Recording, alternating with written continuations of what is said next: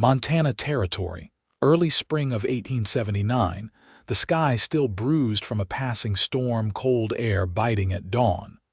The woman's eyelashes fluttered, her cheek pressed against broken gravel. Her dress, torn and caked with soot, clung to her like a second skin. A red welt cut across her temple, dried blood in her hair. Train tracks stretched beside her, empty and silent. No engine, no whistle, just whined, the low groan of prairie grass and the creak of worn leather beside her. "Wife," a deep voice called, rough and low and close, her eyes opened. She blinked against the sun. A man crouched beside her, blocking the light with the brim of his hat. His face was shadowed, but his hand hovered near her shoulder, steady and calloused. "Easy," he said. "You are safe now." Her throat was dry. "Who?" "I am Yates Nahlen," he said.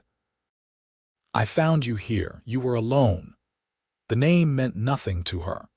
Everything behind the crash of metal and fire was blank. She swallowed hard. "You called me wife," she whispered. He hesitated, jaw tight. "You were mumbling when I found you, kept saying husband over and over. I figured. Maybe saying I was would calm you." She stared at him. Yates looked like the kind of man the land carved itself tall, built from labor, sun-worn skin, a scar at his jaw. His hat was old and his shirt dusted with dirt and hay. He had tied his horse nearby, a big black gelding who snorted and pawed at the gravel. A rifle was slung across the saddle, but his hands were empty now, open. "I am not trying to trick you," he said. "You were hurt. I did what I could." She tried to sit up, but her head spun. "Hold on," Yates said. He reached behind her back and helped her upright, slow and careful, like easing a broken fence post. "Do you remember your name?" She blinked.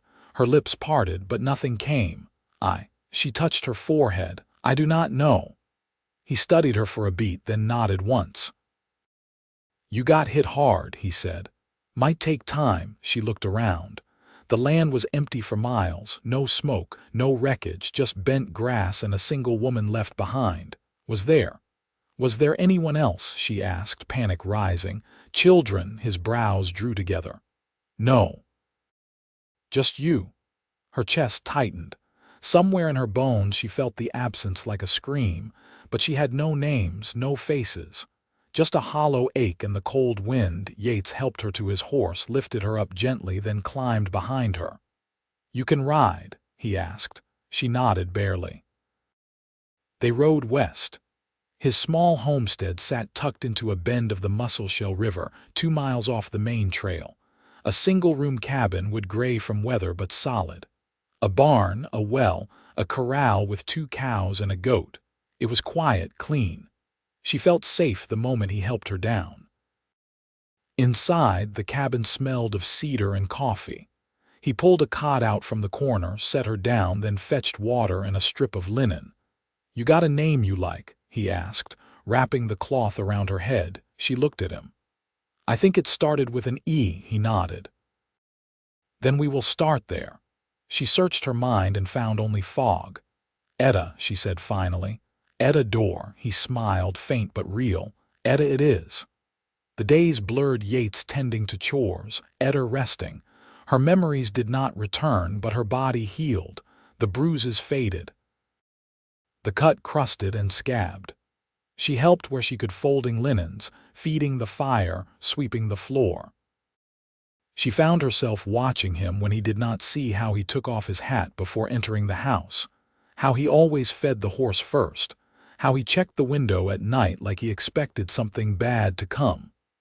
One night, she stood at the door and watched the stars rise. Yates came beside her, holding out a coffee tin. "You are not from here," she said. "No," he replied. "Texas, lost my place after the war, came north." "Family?" He shook his head.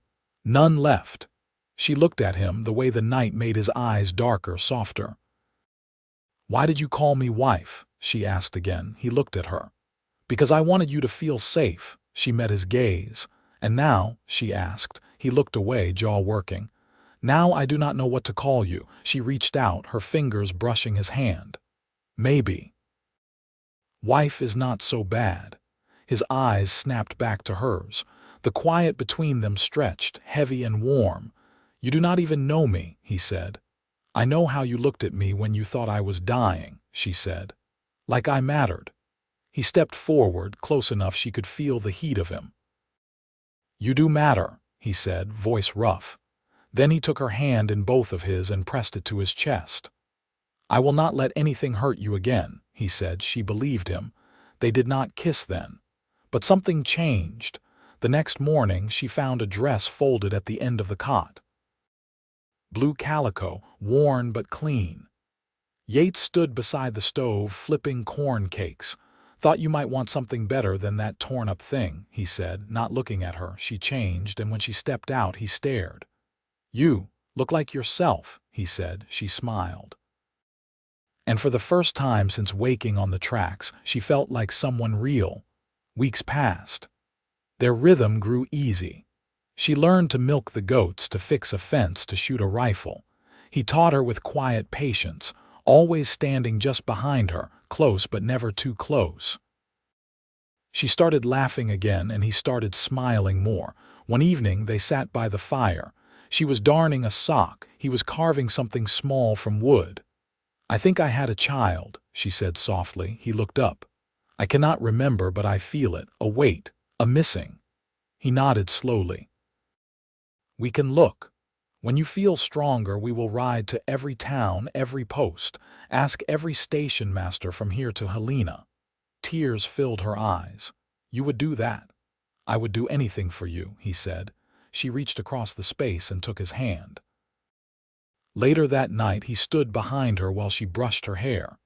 You sure you want to stay here? He asked. She met his eyes in the mirror. I want to stay with you.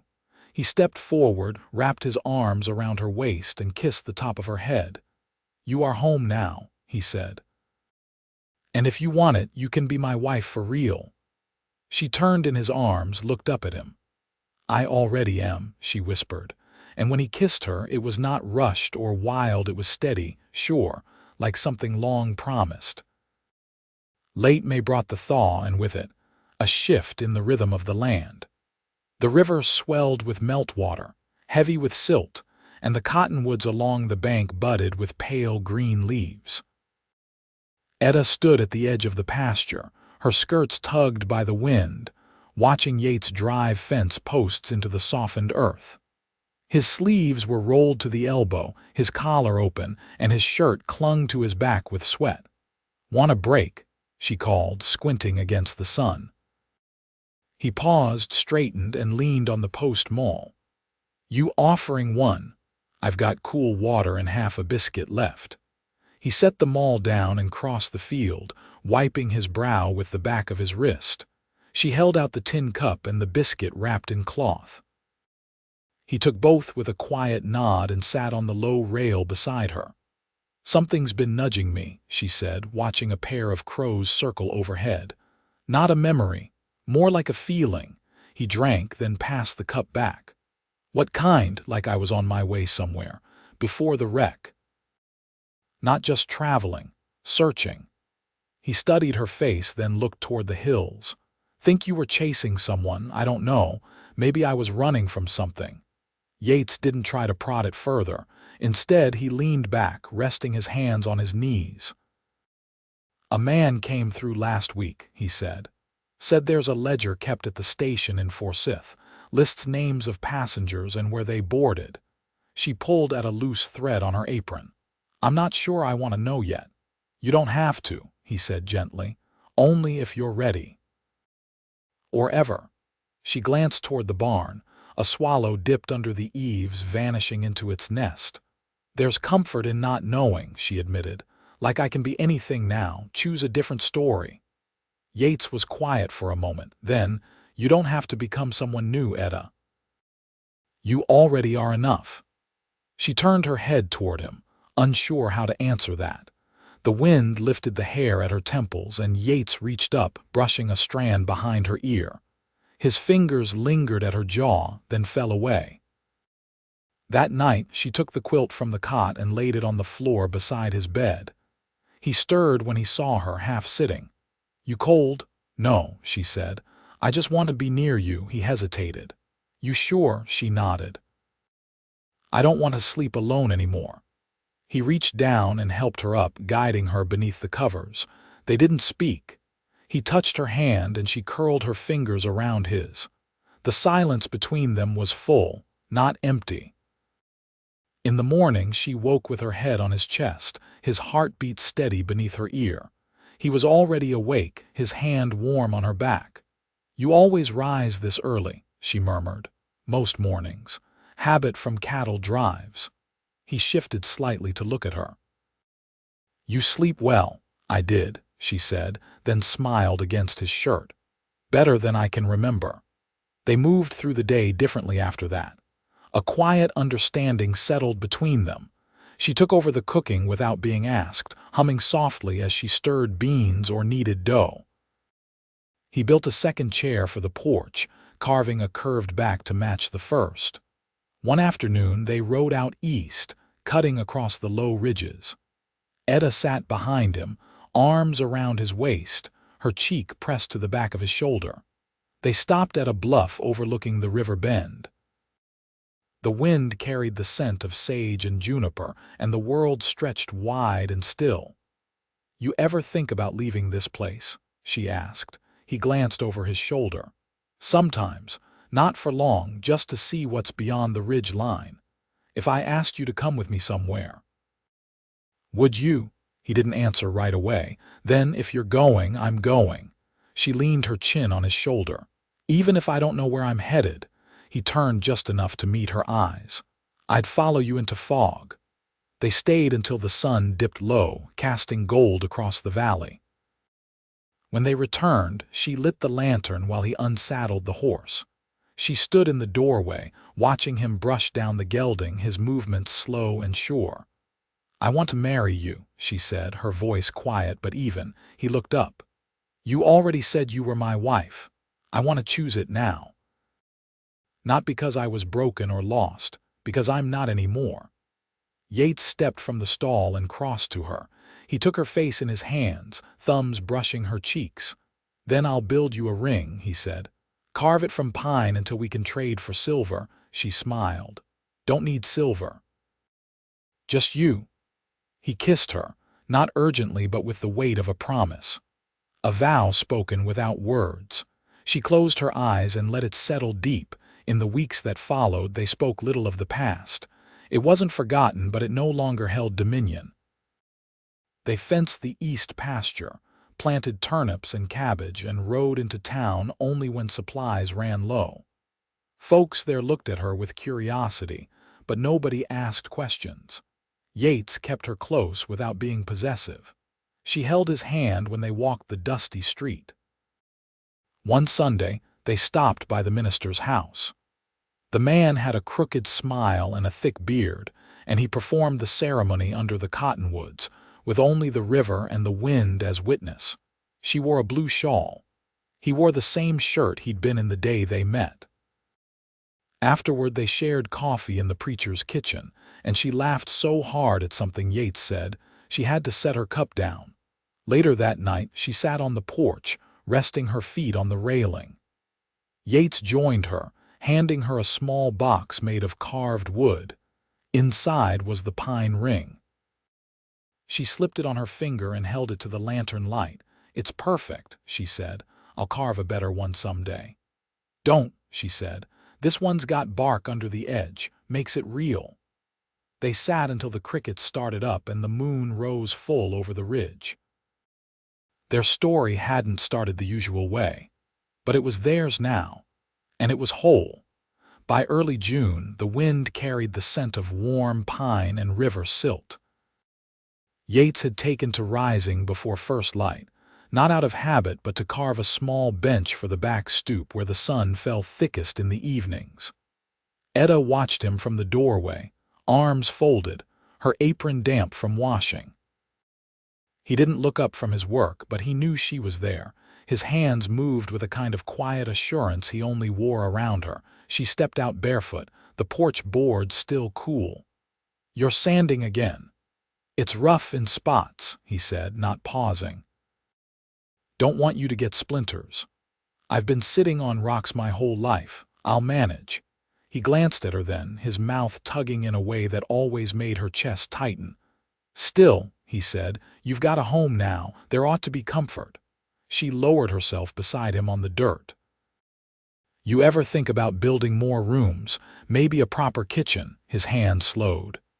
"That's something you'd want. I'd like a place to hang herbs and shelves. A window that opens right over the sink." He nodded, thoughtful. "We could start framing next week." "I've got enough lumber for the joists." She reached for a stick, drawing idle circles in the soil. "I had dreams once, big ones. I think I was headed west to chase them." Yates set the sanding block aside. "You regret ending up here." "I don't," she said. "But I wonder what I left behind." He didn't speak right away. "Then we could go looking, you just say." Edda looked out toward the cottonwoods. A hawk circled, dipping low before rising again. "I don't know that I need to anymore." That evening, after supper, she lit a beeswax taper and opened the trunk at the foot of the bed. Inside were things she'd gathered since her arrival: a pressed flower, a folded map, a length of ribbon dyed with onion skins. She added a scrap of paper with her new name written in careful ink. Not from the past, not borrowed. Hers. Yates was cleaning his rifle by the hearth. He watched her tuck the paper away, then said, "You ever think about children?" She looked up. "I used to feel like I'd lost one. Not anymore." "That ache's changed." He nodded once. "Then I'll follow your lead." "I want a family," she said, "if it's with you." Yates set the rifle aside. "Nothing would make me prouder." Later, when the lantern was turned low and the night pressed soft against the windows, Edda lay curled against him, her hand resting on his chest. "I found something," she said. "In the old ledger you brought back from town. A name. Could have been mine once."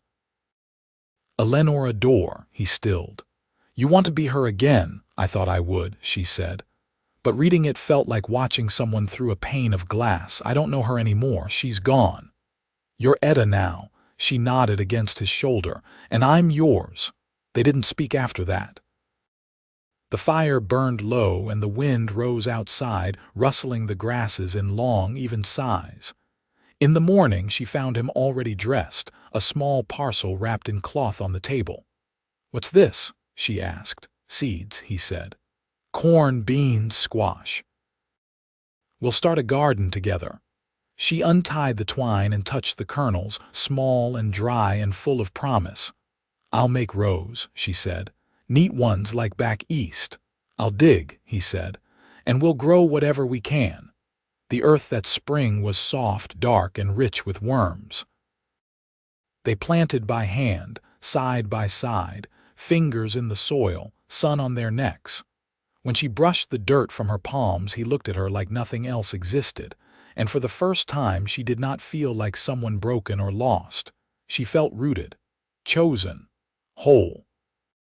By midsummer, the cottonwoods cast dense shadows across the riverbank, and the soil between the garden rows baked dry by noon. Edda kept a damp cloth tucked into her collar as she worked, her hands stained from pulling purslane and wild mustard. The squash vines had begun to flower, broad leaves curling under the weight of the sun. She shaded her eyes and looked toward the barn, where Yates stood on a ladder repairing the sloped roof. He moved slow, favoring his left leg. She crossed the field, skirt catching on dry grass, and waited until he noticed her. "You're limping again." He looked down, one hand still gripping the hammer. "It's the weather. Creaks up my knee some." "Come down." "I'm nearly—" "Yates." He climbed down without argument, the ladder groaning beneath his weight. Once on solid ground, he wiped his brow on his sleeve and followed her to the porch without speaking. She poured water into the basin and knelt to check his leg. He'd wrapped it tight below the knee, but the swelling had started again. "When did it start hurting?" "This morning." "What were you doing?" "Trying to finish the ridge line. I didn't think it'd catch like this." She untied the cloth and pressed cool water to the joint. The skin was warm to the touch. You need to rest it. There's still work. You listened to me, she said, looking up. You gave me a place to heal. Let me do the same for you now. His shoulders eased and he nodded once. All right. That evening, she lit a lantern and opened the old ledger again, not for names this time, but for clues.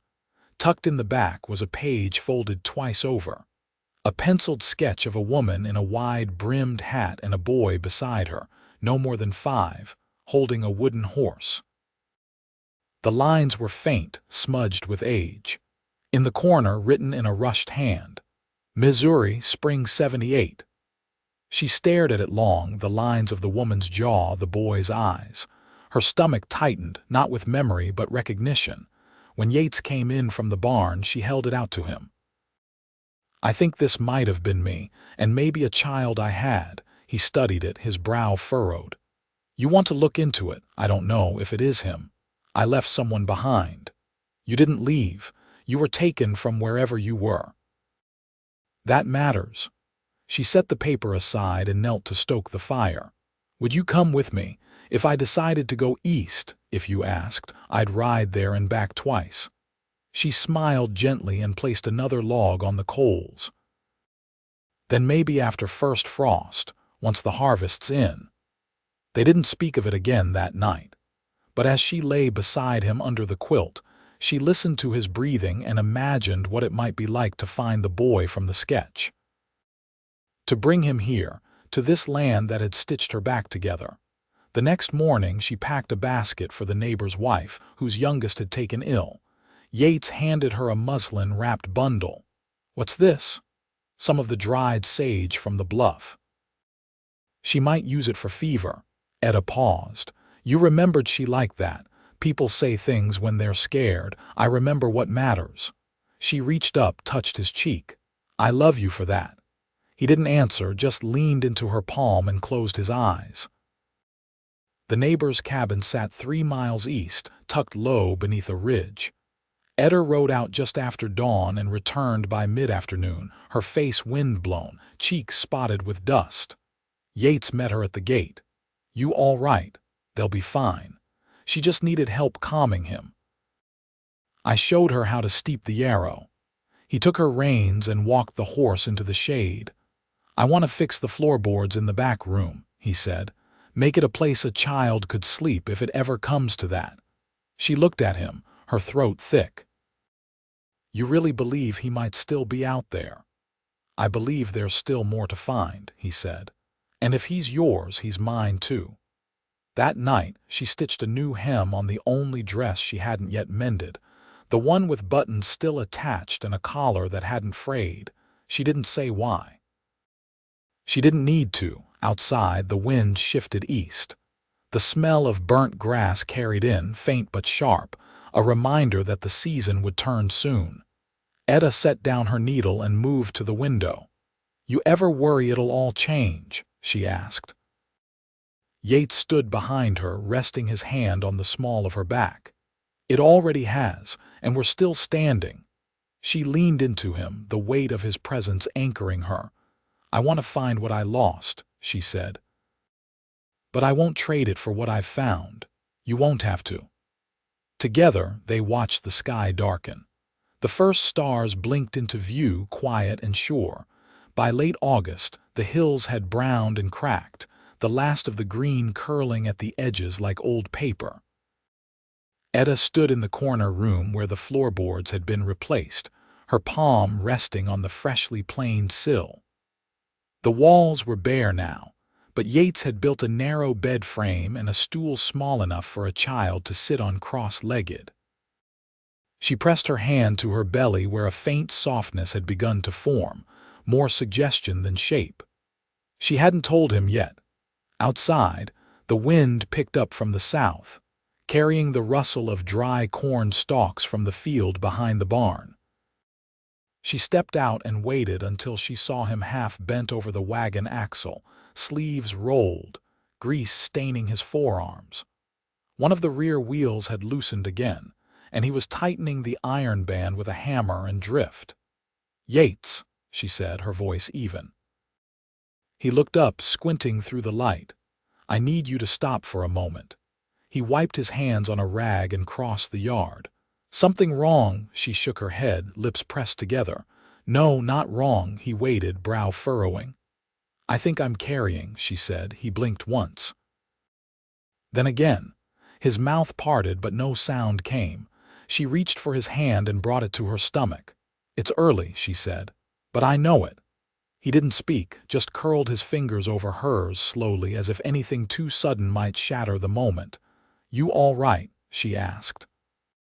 "I don't know how to say what I feel," he said, voice low. "But I want this. I want all of it." Her eyes filled, not with fear, not with uncertainty, but with the kind of quiet joy that settles like river stones, heavy and sure. Weeks passed with the kind of stillness that comes only when two people have nothing left to prove to one another.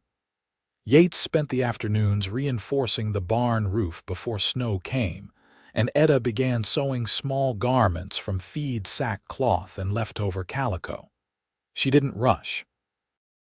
Each stitch felt like a promise. One morning, a courier arrived from the West Trail, dust thick on his boots.